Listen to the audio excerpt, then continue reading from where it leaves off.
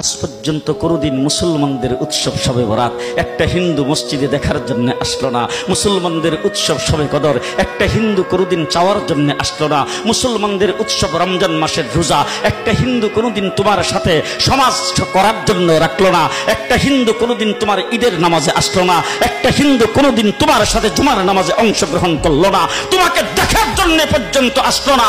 তার কারণ হলো হিন্দুরা মনে করে এটা মুসলমানের উৎসব, আর তুমি মুসলমান হইয়া হিন্দুর দুর্গা পূজায় কিভাবে গেলা?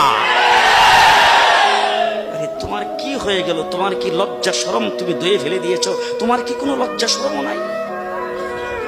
লজ্জা শরম নাই? আবার কি সুন্দর বলতেছ, ধর্ম যার যার উৎসব সবাই।